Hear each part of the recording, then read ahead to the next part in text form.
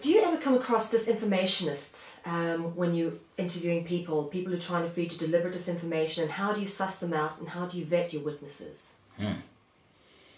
What a question.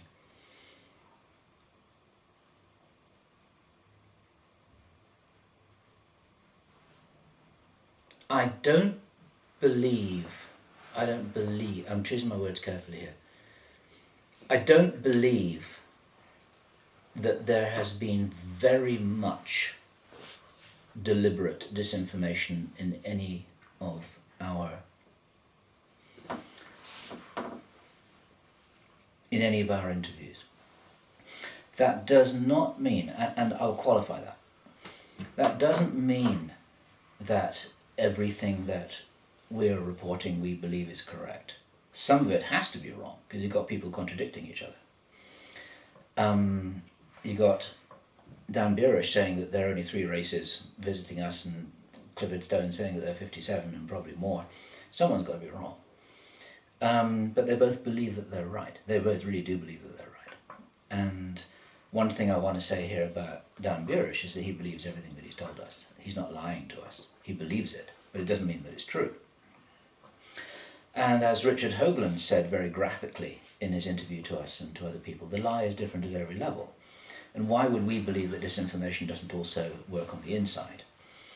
One of the things that they do, and I learned this a long time ago, is that, let me think of an example. I'm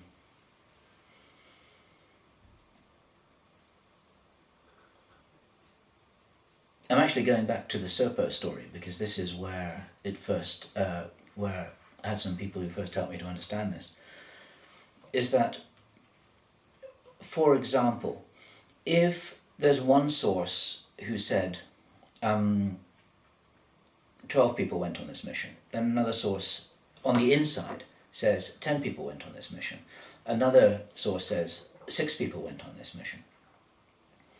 And these are informal briefings. It's actually not very important, it's just a little bit of information. Then if any of that information leaks out, they know where it came from.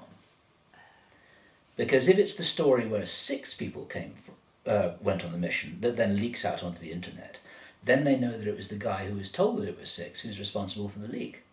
Because it went down his channel, you see. And they do this with documents too. If you ask Bob and Ryan Wood from Majestic Documents, they'll tell you that they do this with documents. They deliberately put spelling mistakes and typos into official documents. And there'll be different typos and different spelling mistakes in different documents given to different people, so that when they leak, they know where it came from. So clever, so simple. You see, they do this on purpose. And so there are different levels of that. There are other reasons for disinforming people, of course, on the inside, so that they get confused. If someone's confused, they're easier to control. If they do it with us, they do it with themselves at junior levels. There's huge levels, huge numbers of different levels here. And the guys at the top are trying to control the people at the bottom, and to keep them running around in different directions. One of the things that Bill Deagle tells, and has been saying ever since his 2006 Granada Forum level, is that he started to get the big picture sorted out because he was a doctor working, actually taking care of people physically in many of these classified locations. Someone's got to take care of them. You know, he was the doctor. He was on the inside working them. And he would talk to somebody who didn't know what was happening in the room next door to him in his classified establishment. But the guy who was in the room next door to him had been the previous guy who Deagle had seen, his previous medical appointment, and had told him his story. So Deagle was getting all of these components, all these people he was talking to, because everyone talks to their doctor. And so he was able to say to the guy here, you don't know what's happening in the room next door to you? I just spoke to him yesterday. This is what he said. You know, and so Deagle was starting to get the big picture here. And this is just a little anecdote about how compartmentalized things are.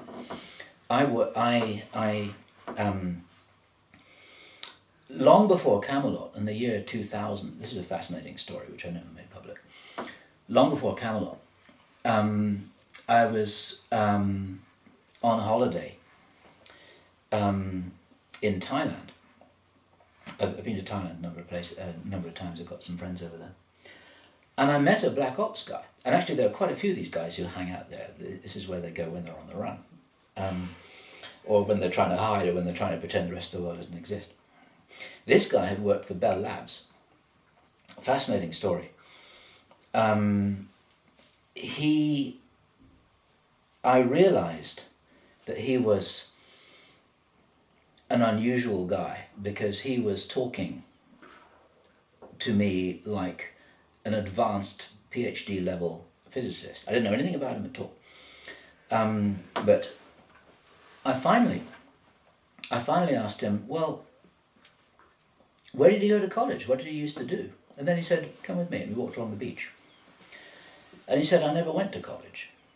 And I found that almost impossible to believe. He said, for my high school science project, I was with a couple of other guys, and I wish I could remember exactly what he told me. He made some kind of a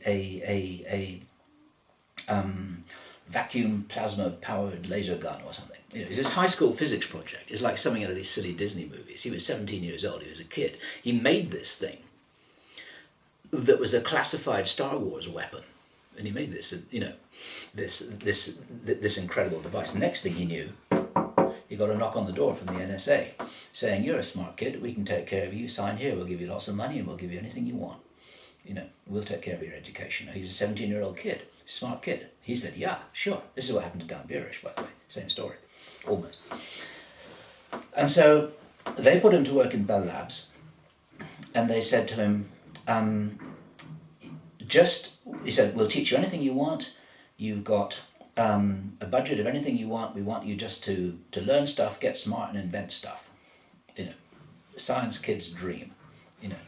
But what they do with people on Bell Labs, and this is the point of this story, he said that when you're going through to your place of work, they put special goggles on you, which blur everything around you, so that all you can see is this immediate area around you to make sure that you don't trip over something or bump into a door, and so that you can see the doorknob when you're opening it.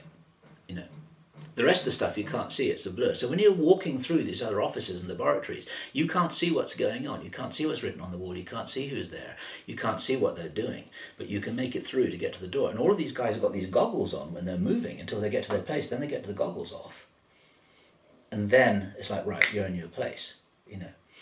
And just as Dan Burish described in S4, there are lines painted on the floor, which you can also see. So you go along these corridors like a tram.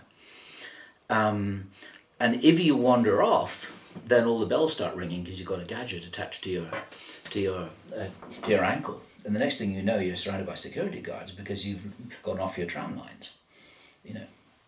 And if you really go off the tram lines and keep on going off the tram lines, then they'll shoot you straight away because they know that something's badly wrong. That kind of stuff, you know. And he told us that this is the environment that we're in. And the reason why he quit, because he didn't want to work in